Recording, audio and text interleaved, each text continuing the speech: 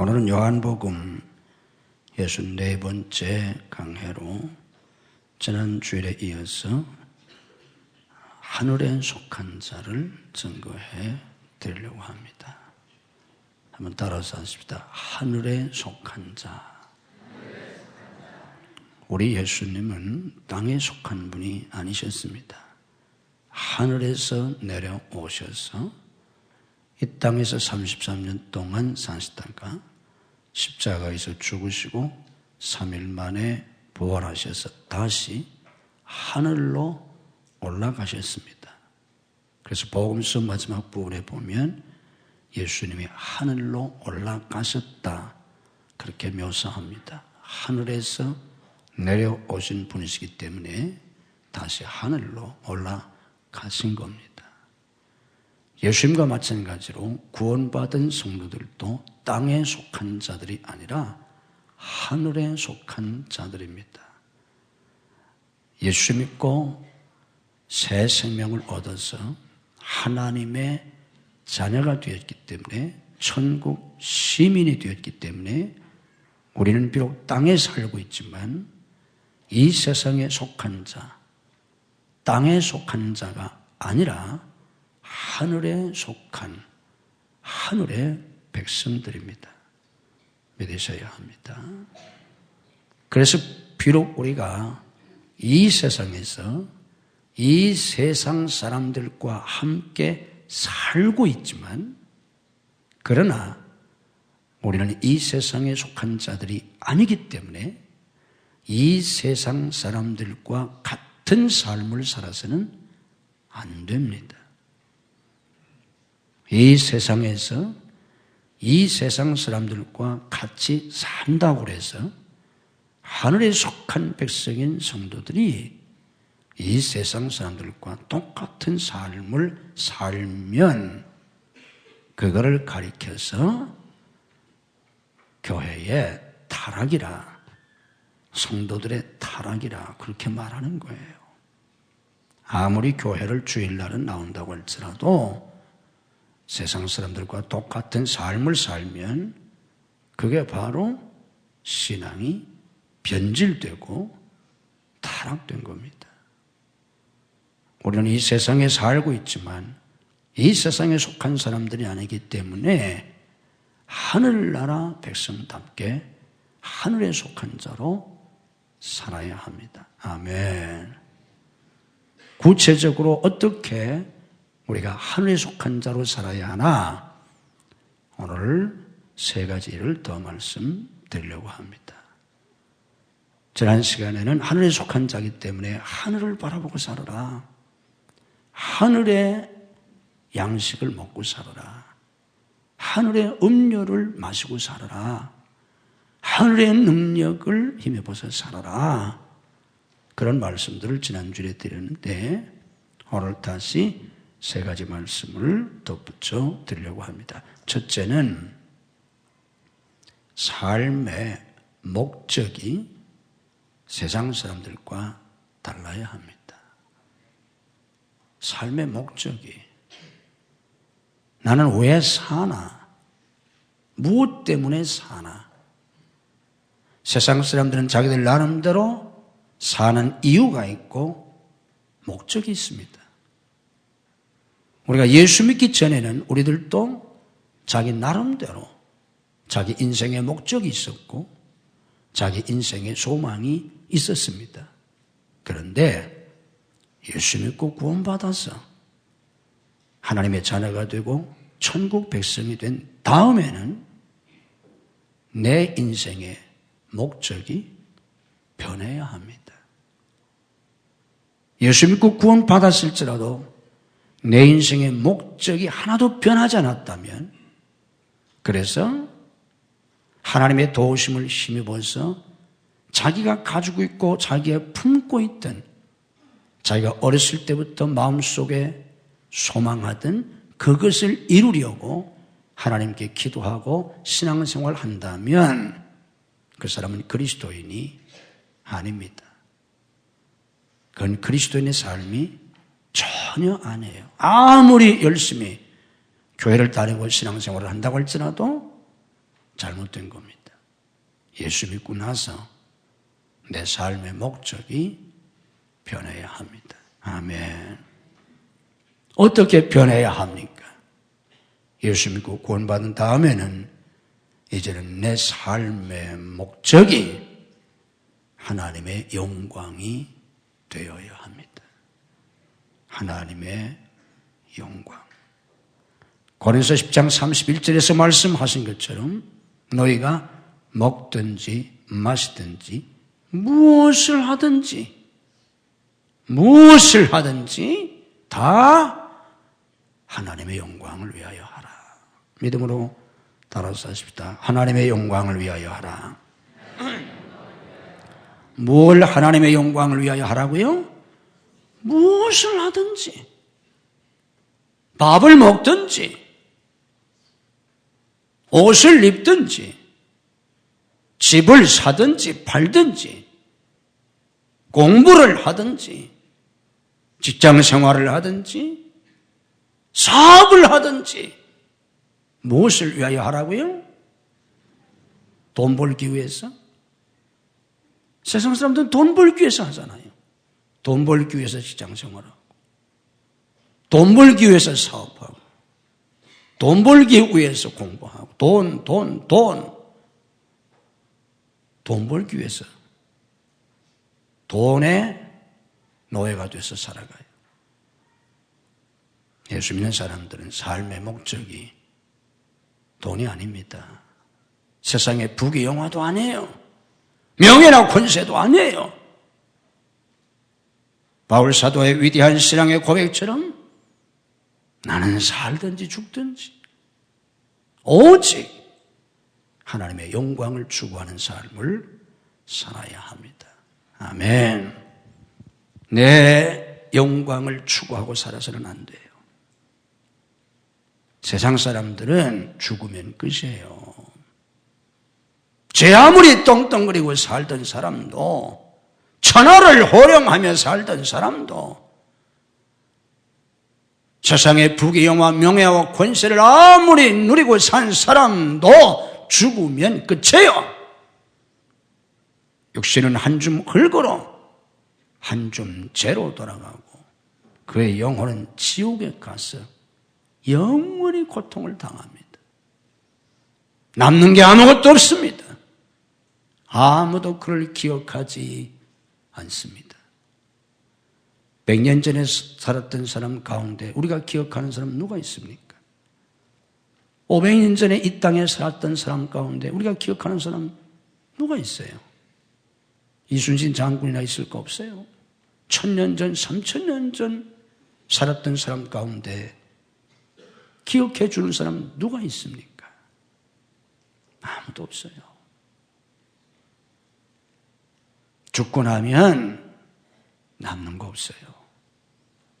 그러니까 세상 사람들은 어떻게 합니까?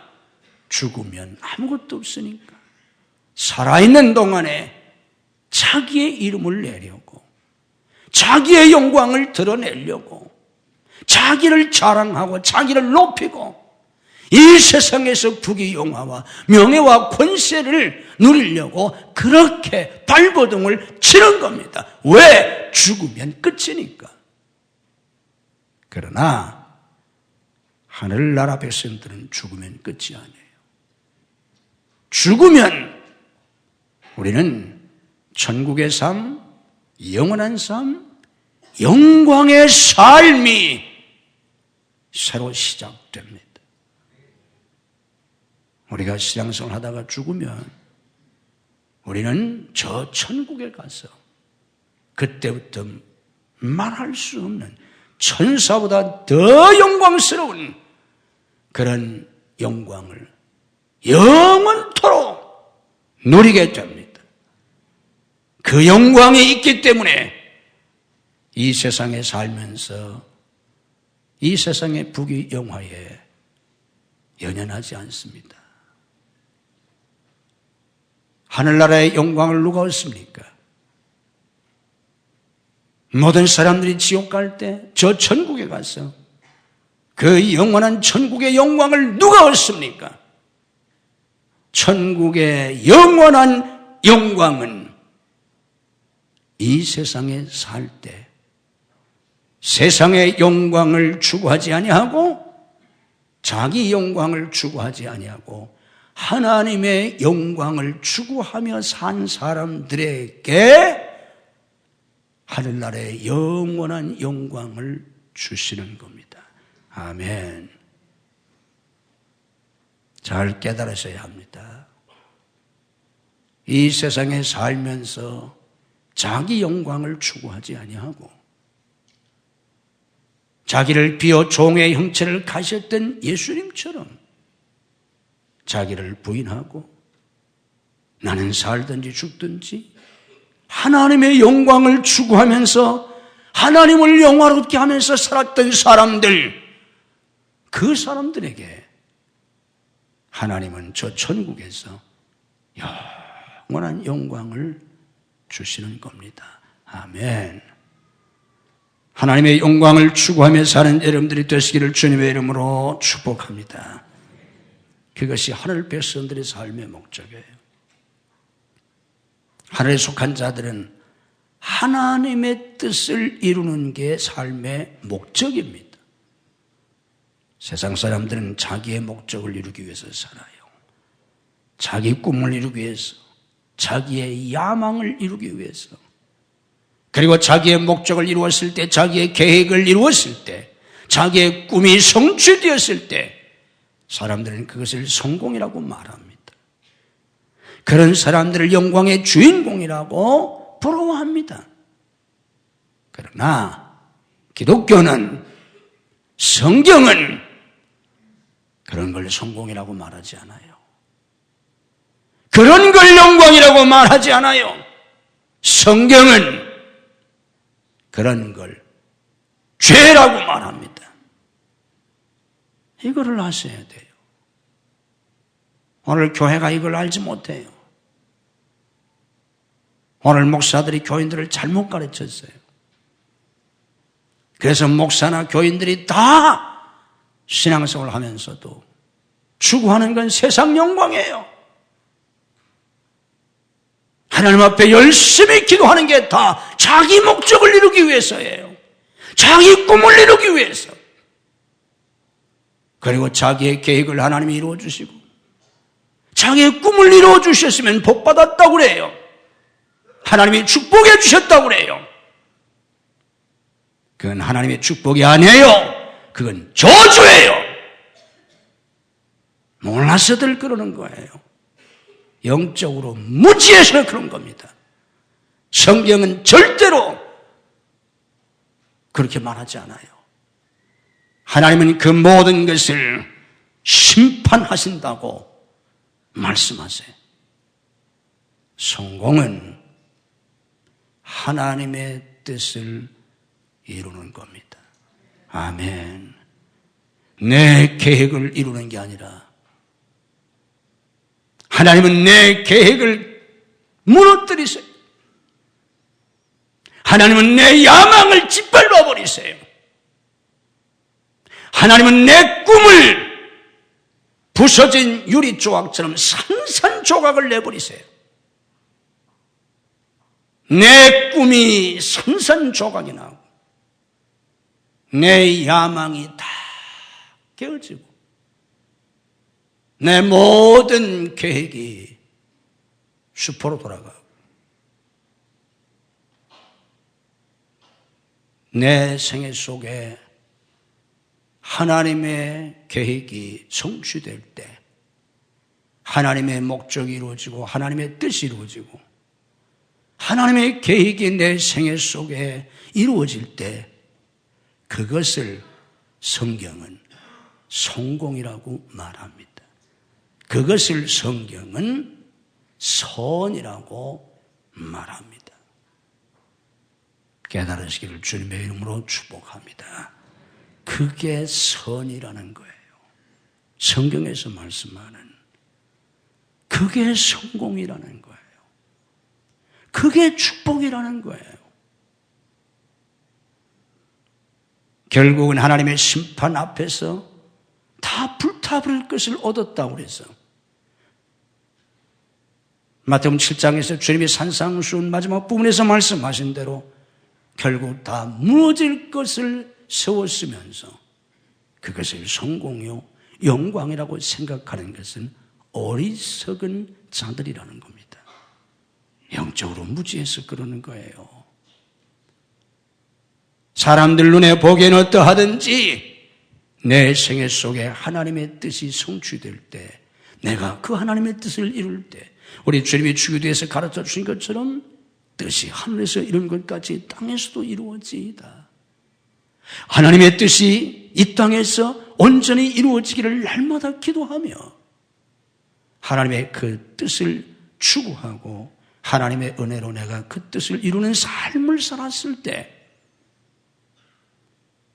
우리 주님께서 마지막 제자들과 함께 마지막 최후의 만찬을 하시면서 마지막 설교를 하시고 제자들과 함께 기도하실 때 아버지께서 내게 하라고 주신 일을 내가 이루어 아버지를 영화롭게 하였나이다 고백하셨던 것처럼 하나님이 내게 하라고 주신 그 일을 내가 내 생애 속에 이루는 것이 우리 삶의 목적이요 그런 삶을 이루었을 때 그것을 성공이라고 말하는 겁니다.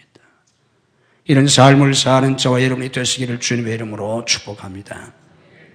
하늘에 속한 사람들은 하늘나라 확장을 위해서 살아야 합니다. 땅에 속한 자들은 땅을 넓히기 위해서 살아갑니다. 그러나 하늘에 속한 자들은 하늘나라를 확장하기 위해서 삽니다.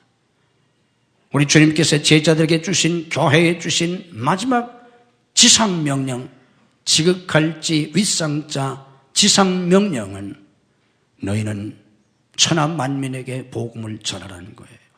모든 족속을 제자 삼으라는 겁니다. 그래서 교회가 하는 모든 일, 성도들이 하는 모든 일은 선교 지향적이 되어야 합니다. 이걸 깨달으셔야 돼요. 무슨 일을 하든지 지향하는 것이 무엇을 위해서 그 일을 하느냐? 선교를 위해서, 전도를 위해서. 아멘. 공부 열심히 해야 돼요, 아이들이. 학생이 공부 열심히 하는 거 죄예요. 무서운 죄예요. 공부 못하는 애들 죄예요. 금식 기도를 하면서라도 지혜를 얻어서 공부 잘해야 돼요. 직장생활 하는 사람 열심히 직장생활 해야 돼요. 사업하는 사람들도 사업 잘하셔야 돼요. 그러나 중요한 이유가 있어요. 왜? 돈 벌기 위해서? 좋은 직장에 취직하기 위해서? 잘 먹고 잘 살기 위해서? 아니에요. 결코 아니에요. 열심히 공부하는데 무엇을 위해서? 복음을 위해서. 내가 공부하는 것을 복음을 위해서 쓰려고. 선교를 위해서 쓰려고. 내가 직장 생활을 하면서 내가 좋은 직장에 가서 직장 생활을 잘 하려고 하는 이유가 내가 조금이라도 높아지고 밭대자 사장이에요. 더 높아져 밭대자 회장이에요. 그리고 사장이나 회장 하는 사람 1%도 안 돼요. 높아져 밭대자예요. 무엇을 위해서 직장 생활을 열심히 합니까? 왜 좋은 회사에 들어가려고 합니까? 왜 조금이라도 더 좋은 직책을 받으려고 합니까? 생기는 게 더 많으니까? 이건 다 지옥 갈 사람들이 추구하는 삶이에요. 직장 생활을 열심히 하는 것도 전도를 위해서, 선교를 위해서. 내가 사업을 해서 돈을 많이 벌려고 하는 목적도 전도를 위해서, 선교를 위해서. 이게 하늘에 속한 자들의 삶입니다. 여러분과 여러분의 자녀들이 그런 삶을 사시기를 주님의 이름으로 축복합니다. 삶의 목적이 세상 사람들과 전혀 달라야 돼. 두 번째는 가치관이 달라야 합니다. 예수 믿는 사람이나 믿지 않는 사람이나 하늘에 속한 자나 땅에 속한 자나 가치관이 똑같다면 그건 전혀 그리스도인이 아니에요. 가치관이 완전히 달라야 돼요. 예수 믿고 가치관이 변하지 않으면 신앙생활이 변하지 않아요. 가치관이 달라야 돼요. 세상 사람들이 귀하게 여기는 것, 세상 사람이 목숨을 거는 것, 구원받은 성도에게는 아무것도 아닌 게 돼야 돼요. 무가치한 것이 돼야 돼요. 세상 사람이 그렇게 좋아하고 자랑하고 귀히 여기고 한평생을 얻으려고 몸부림치는 거, 내가 예수 믿고 구원받은 다음에는 거들떠보지도 않아야 돼요. 가치관이 바뀌었어요. 그런 대표적인 삶을 산 사람이 위대한 사도 바울입니다. 그는 어렸을 때부터 좋은 배경에서 최고 좋은 교육을 받았고 일찍이 사회적으로 출세했어요. 그러나 다메섹 도상에서 그리스도를 만난 다음에 그리고 천국에 올라가 본 다음에 가치관이 완전히 바뀌었어요. 그래서 빌립보 3장 8절에서 그는 고백합니다. 내가 이전에 귀하게 여기던 것 배설물처럼 버렸다. 여러분, 누가 배설물을 귀하게 여기겠어요?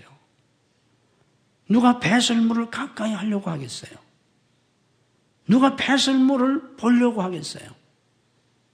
더러워서 아무도 보는 사람 없잖아요. 냄새나서 아무도 가까이 하려고 하지 않잖아요. 그게 배설물이잖아요. 그런데 예수 믿는 사람들이 왜 그런 걸 추구하려고 합니까? 왜 그런 걸 좋아하려고 합니까? 말도 안 되잖아요. 땅에 속한 자는 땅의 것을 귀하게 여기고 하늘에 속한 자는 하늘에 속한 것을 귀하게 여깁니다. 아멘. 따라 해보세요. 땅에 속한 자는 땅의 것을 귀하게 여기고 하늘에 속한 자는 하늘의 것을 귀하게 여긴다. 아멘. 하늘에 속한 자기 때문에 하늘의 것을 귀하게 여기는 겁니다. 땅에 속한 자니까 땅의 것밖에 모르는 거예요. 그러다가 지옥 가는 거예요. 새로운 가치관을 가르쳐야 합니다. 무엇을 소중하게 여겨야 합니까?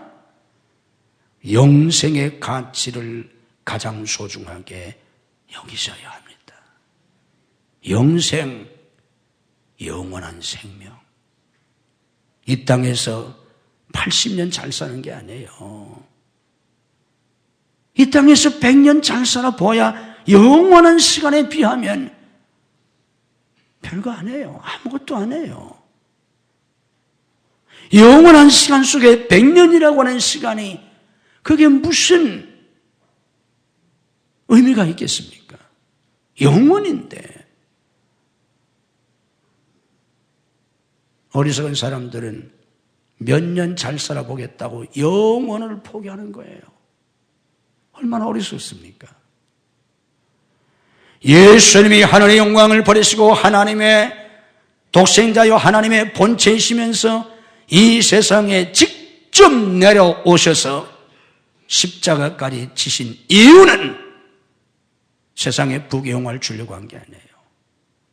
세상에 권세를 주려고 하신 게 아니에요. 그런 거는 예수님 안 오셔도 얼마든지 주실 수 있어요. 그렇게 하신 것은 요한복음 10장 10절에서 주님이 말씀하신 것처럼 내가 온 것은 양으로 생명을 얻게 하고, 아멘. 생명을 주시려고 오셨어요. 요한복음 10장 18절에서 말씀하셨잖아요. 내가 저희에게 영생을 주노니 영원히 멸망치 아니할 터이요 영생 때문에 주님이 직접 오신 겁니다. 아멘. 세상 부귀 영화는요, 예수님 오시기 전 구약시대 사람들도 다 누렸어요. 솔로몬은 예수님 오시기 전 1000년 전 사람이에요. 예수님 오시기 전 1000년 전에 살았던 솔로몬도 세상 부귀 영화 다 누렸어요. 예수님 십자가 지시기 전인데도. 그런데 왜 예수님이 뭐하나 이 세상에 오세요? 인간이 세상에서 부귀 영화 누려 보아야 솔로몬 이상 가는 부귀 영화 누릴 수가 없어요.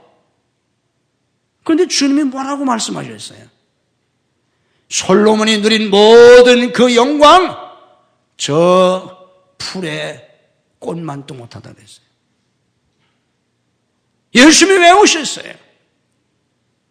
그는 시들어지고 사라질 수밖에 없는 영광이 아니라 영원한 생명과 영원한 영광을 주시려고 예수님이 직접 오신 겁니다. 아멘. 그래서 주님이 말씀하셨어요. 사람이 온 천하를 얻어도 자기 목숨을 잃으면 뭐가 유익하겠느냐. 영생을 잃으면 아무 유익이 없습니다. 영생만큼 소중한 게 없어요.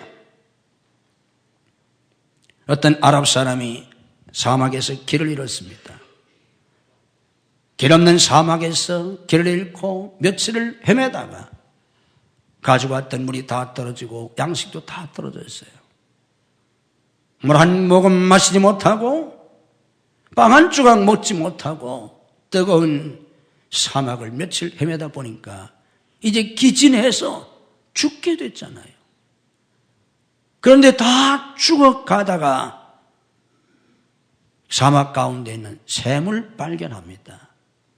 그래서 그 샘에서 물을 마시고 기운을 차렸어요. 주위를 둘러보니까 누가 사용했던 낡은 텐트가 있어요.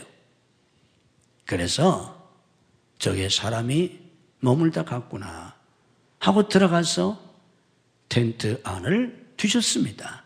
왜요? 뭔가 먹을 게 있을까 해서. 하다못해 말라 비틀어진 거라도 뭔가 먹을 게 있을까 해서 텐트 안을 샅샅이 뒤져보았더니 두툼한 주머니가 하나 발견되었어요. 그래서 속에 무엇이 있을까 해서 주머니를 열어보았더니 크고 아름답고 빛나는 진주로 가득했어요. 정말 값진 진주가 그 주머니에 가득했어요. 그 값진 진주를 발견한 이 사람이 그 진주를 보고 어떻게 생각했을까요? 횡자 맨났다고 생각했겠습니까? 이젠 됐다고 생각했겠습니까? 그 사람이 뭐라고 한지 아세요? 그것을 열어보고 그 속에 빛나는 진주들을 보고 그는 절망적으로 말했습니다. 겨우 진주였단 말인가? 겨우 진주였단 말인가?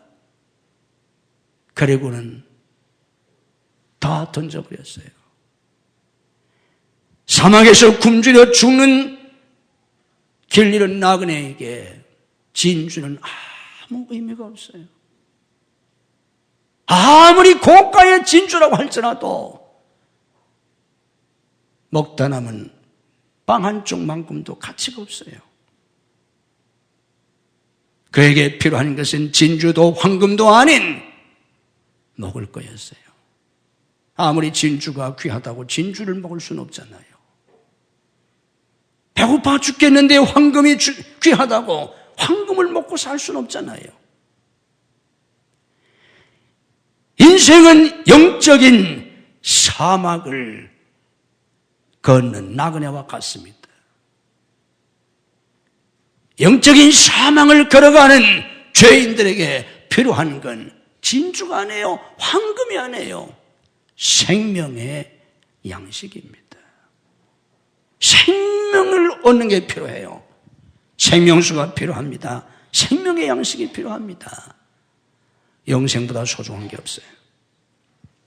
바라기는 오늘 여기에 나와서 예배드린 여러분 가운데는 단 한 사람도 지옥 가시는 분이 없기를 주님의 이름으로 축복합니다. 지옥 가면 아무 소용이 없어요. 이렇게 예배드린 것조차도 아무 의미가 없어요. 교회 직분도 아무 소용이 없어요. 천국 가는 것만큼 중요한 게 없어요. 그런데 교회가 지옥 얘기를 안 해요. 교회에서 지옥 이야기가 사라진 지가 전 세계적으로 벌써 몇십 년 됐어요. 천국 얘기도 안 해요. 그것만큼 중요한 게 없는데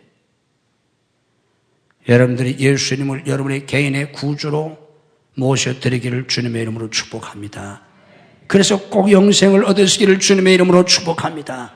절대 지옥 가시지 않기를 주님의 이름으로 축복합니다. 지옥만 안 가도 복된 인생이에요.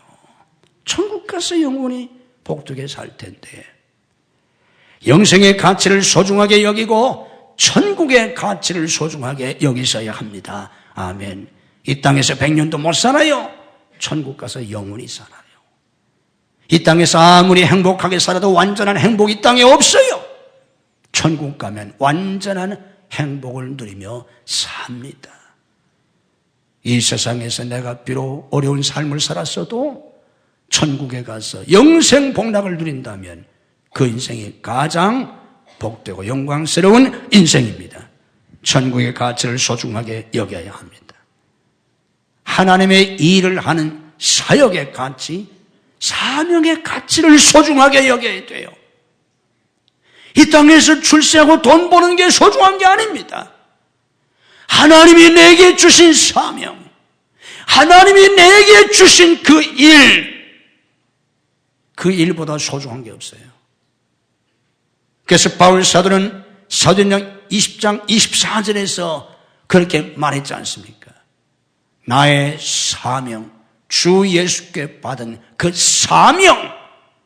사명을 마치는 일에는 내 생명도 조금도 귀한 것을 여기지 않는다. 바울 사도는 자기의 사명을 생명보다 더 귀하게 여겼습니다. 결국 그는 로마에서 목이 잘려서 순교당하기까지 복음을 전하는 자기의 사명에 충성했습니다. 그래서 그는 자기의 순교를 앞두고 사랑하던 제자 디모데에게 편지 속에서 그렇게 말했지 않습니까? 내가 죽을 날이 가까워왔다. 그러나 나는 달려갈 길을 마치고 믿음을 지켰다. 이제 후로는 나를 위하여 면류관이 예비되어 있다. 그는 당당하게 고백할 수 있었습니다. 하나님이 내게 주신 사명, 내가 지금 하고 있는 이 주님의 일, 그것이 집사일이든 권사이든 장로일이든 목사이든 교사든 그것이 전도하는 일이든 봉사하는 일이든 무슨 일이든 그 일이 내 생명보다 더 가치가 있음을 깨닫고 믿으실 수 있기를 주님의 이름으로 축복합니다. 우리 함께 믿음으로 고백합시다. 사명은 생명보다 귀하다. 아멘. 생명을 바쳐서라도 내 사명을 감당해야 된다. 그 말씀입니다. 세 번째는 삶의 방식이 달라야 합니다. 인생이 변하려면 목적이 변하고 방식이 달라져야 돼요. 한국 사람들은 사는 방식이 있어요.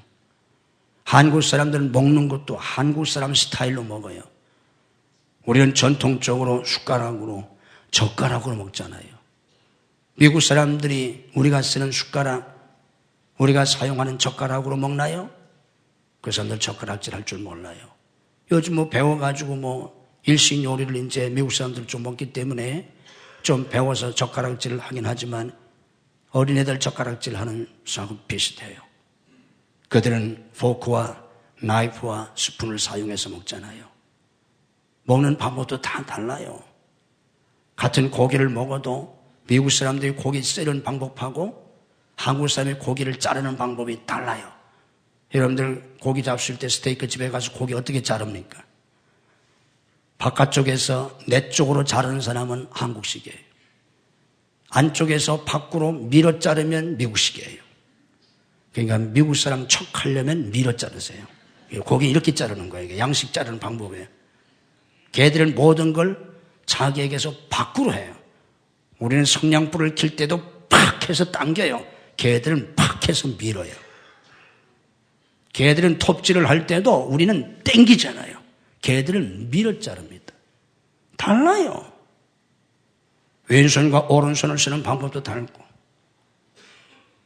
삶의 방식이 나라마다 달라요. 민족마다 달라요. 먹는 거, 입는 거 다 달라요. 우리는 하늘에 속한 자들이기 때문에 천국 방식으로 살아야 합니다. 아멘. 우리는 하늘나라 한국 사람이면서 동시에 천국 사람이잖아요.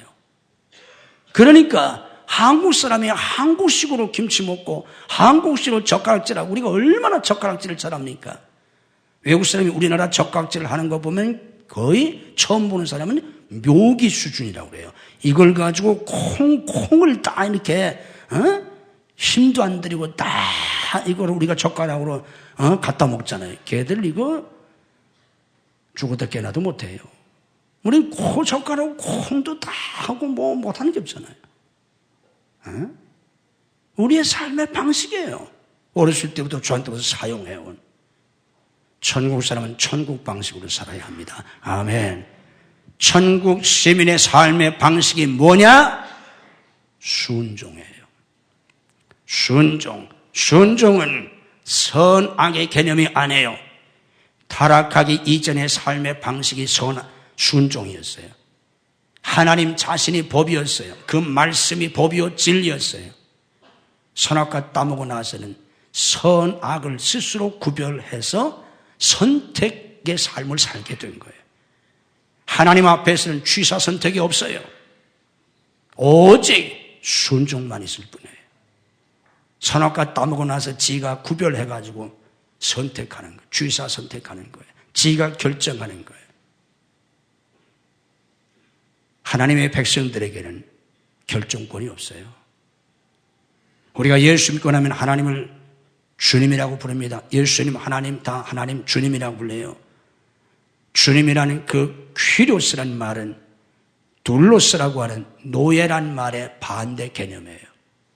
내가 주여 할 때 그 말은 저는 노예입니다. 종입니다. 그런 뜻이에요. 노예한테 무슨 결정권이 있어요? 노예한테 무슨 자유권이 있어요? 없어요. 복종만 할 뿐이에요. 하나님의 백성들은 순종이 삶의 방식입니다. 그래서 주님이 말씀하셨어요. 아무도 나를 따르는 자기를 부인하고 자기 십자가를 지고 나를 따르라고. 십자가는 자기 죽음을 상징합니다. 죽기까지 순종하는 게 십자가예요. 우리 주님이 십자가에서 죽기까지 복종하셨지 않습니까? 순종의 삶을 살아야 합니다. 이게 천국 백성의 삶의 방식이에요. 옳고 그름의 문제가 아니에요. 손해, 이익의 문제가 아니에요. 내가 보기에 선하든 선하지 않든 이익이 되든 손해가 되든 그건 내가 판단할 일이 아니에요. 그건 하나님께 속한 거예요. 나는 다만 하나님 말씀에 순종할 뿐입니다. 아멘.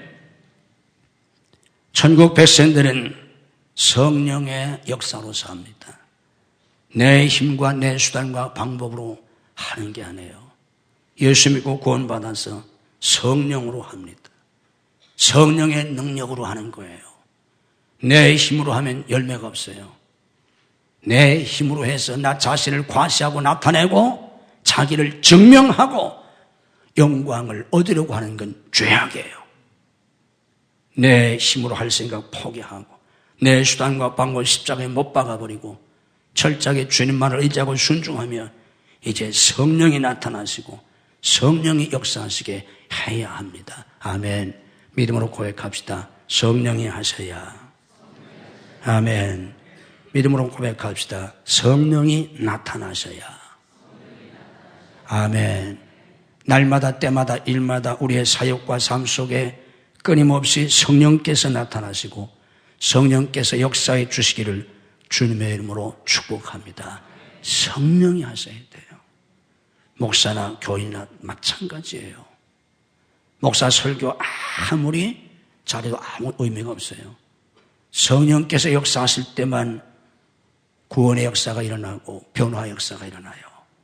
성령님만이 은혜 줄 수 있어요. 설교를 아무리 들어도 소용없어요. 성령 역사하자면 한 말도 깨닫지 못해요. 눈꽃만큼도 변화가 없어요. 성령 역사하자면 아무 열매가 없어요.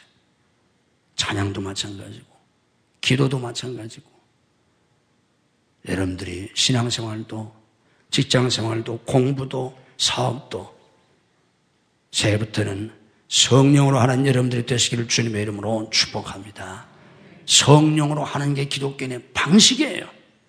그러면 성령의 놀라운 능력의 열매가 나타납니다. 천국 방식은 사랑으로 하는 게 천국 방식입니다. 인간의 감정으로 하지 말고 율법주의자들처럼 하지 말고 원수까지라도 사랑할 수 있는 하나님의 사랑의 방식으로 하는 게 천국 방식이에요. 자기 중심적이고 이기주의적인 그런 타락한 땅에 속한 사람들의 사고방식으로 살지 말고 세상 사람이 볼 땐 바보가 되는 것 같고 손해가 나는 것 같고 어리석고 죽는 것 같아도 십자가에서 죽기까지는 그리스도를 본받아 그 사랑을 가지고 하나님을 사랑하고 가족들을 사랑하고 이웃들을 사랑하면서 무슨 일을 할 때 사랑의 방식으로 하는 게 그리스도인입니다. 이런 삶을 살 수 있는 복된 하늘의 백성들이 되시기를 주님의 이름으로 축복합니다. 고마우신 하나님, 우리가 세상에서 세상 사람들처럼 살다가 그들과 함께 지옥에 갈 수밖에 없었는데 하나님의 죄들을 특별히 택하시고 부르시고 구원하셔서 하나님의 자녀를 삼으시고 천국 시민이 되게 하셨나이다. 우리가 비록 이 세상에서 세상 사람들과 함께 살고 있지만 우리는 그들과 신분이 전혀 다른 하늘에 속한 자들임을 알게 하옵소서. 땅에 속한 자, 땅만을 바라보고 땅의 것을 추구하며 살아가지만 우리는 하늘에 속한 자, 하늘을 바라보고 하늘의 것을 추구하며 하늘나라의 방식으로 하늘의 능력을 힘입어서 복된 하나님의 자녀로 살아갈 수 있게 해 주옵소서.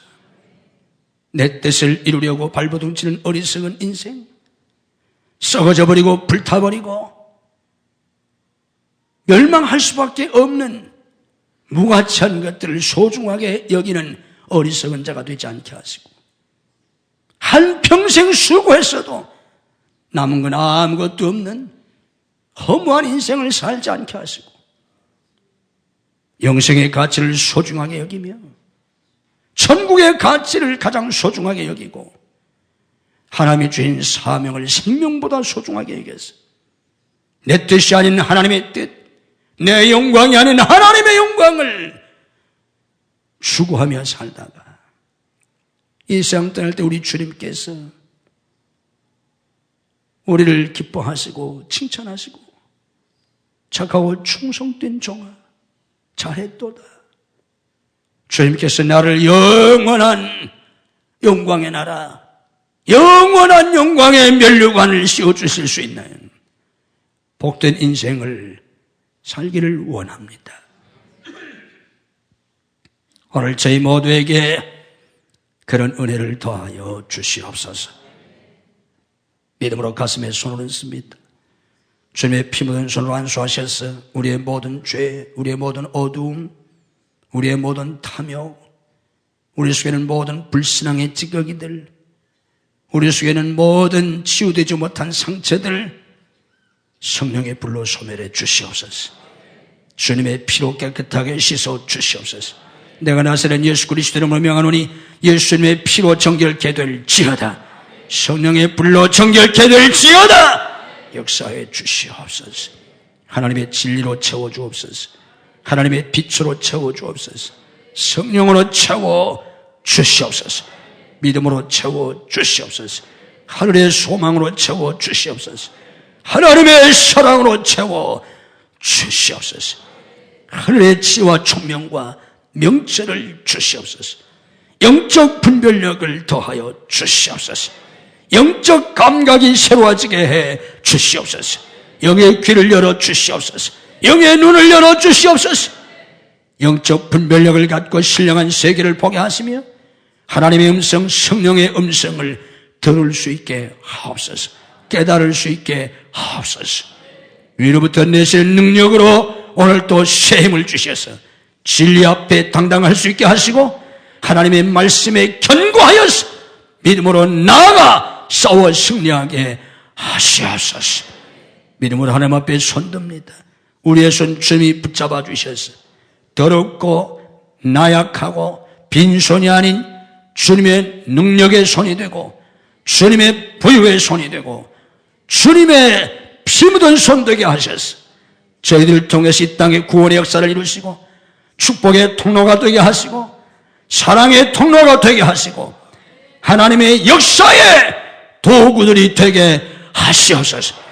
우리를 붙잡아 주옵소서. 써 주시옵소서. 우리 삶의 시간마다 순간마다 문제마다 사건마다 성령님 나타나시고 역사해 주시옵소서. 믿음으로 아픈 곳에 손을 얹습니다. 오늘도 주님의 능력으로 우리를 치유하시고 건강을 회복시켜 주시옵소서. 내가 나사렛 예수 그리스도의 이름으로 명하노니 우리를 괴롭히는 모든 병마는 다 물러갈지어다. 예수님의 이름으로 치유될지어다. 예수님의 이름으로 새 힘을 얻을지어다. 우리의 영령을 치유하시고 우리의 마음의 상처를 치유하시고 우리의 욕심을 강건케 주시옵소서. 가정의 문제들을 해결해 주시옵소서. 가정을 치유해 주시옵소서. 부부의 문제들을 치유해 주시옵소서. 우리와 우리의 자녀들의 가정을 축복해 주옵소서. 믿음의 가정, 기도하는 가정, 사랑의 가정, 복된 가정, 하나님 앞에 쓰임받는 사명의 가정들이 되게 하시옵소서. 우리의 자녀들의 앞길을 책임지시고 하나님이 지키시고 양육하시고 열어주시고 축복하시고 쏘주시옵소서. 하나님 앞에 복받고 쓰임받는 우리의 복된 자녀들이 되게 하시옵소서. 우리의 직장과 사업을 축복해 주시옵소서. 믿음으로 직장 생활하고 믿음으로 사업하게 하시고 기도로 직장 생활하고 기도로 사업하게 하시고 하나님의 도우심으로 형통하고 창대케 되게 하시옵소서. 돕는 사람들을 붙여주시옵소서. 악한 자들을 물리쳐 주시옵소서. 하나님의 사건을 일으켜 주시옵소서. 이 새해에 하나님께서 막힌 것을 열어주시옵소서. 닫힌 것을 열어주시옵소서. 맺힌 것을 풀어주시옵소서. 형통의 역사가, 성취의 역사가, 하나님의 영광의 역사가 나타나게 하시옵소서. 하나님 주신 우리의 사역에 풍성한 열매를 주시옵소서. 상상할 수 없는 하나님의 역사가 우리의 사역 속에 충만하게 하시옵소서. 믿음으로 예물을 드리게 하옵소서. 믿음으로 하나님 앞에 11조를 드리며 감사한금을 드리며 선경금, 구제한금, 건축한금, 해외 세운된 건축한금을 드려 싸우니 주께서 받으시고 하늘과 땅의 복으로 금성은 내세의 복으로 자녀와 후손의 복으로 믿음의 명문가를 이루는 복으로 은혜와 복을 넘치게 부어 주시옵소서. 오늘 아버지 앞에 나와 예배하는 모든 성도를 축복해 주옵소서. 병상에서 나가지 못한 성도를 찾아가셔서 능력의 손을 익혀 주시옵소서. 줄타주 있는 성도들, 해외에 나가 있는 가족들, 군문에 나가 있는 아들들, 유학생들을 지키시고 축복해 주시옵소서.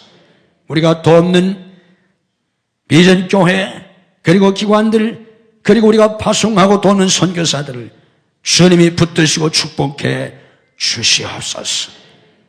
오늘 믿음이 연약하여 주의를 송수하지 못하는 성도를 찾아가셔서 주의를 송수할 수 있는 믿음을 더하여 주옵소서. 이 한 주간도 주님이 주시는 놀라운 은혜와 축복이 우리의 삶 속에 충만하게 하시옵소서. 예수님 이름으로 축복 기도하옵나이다. 아멘.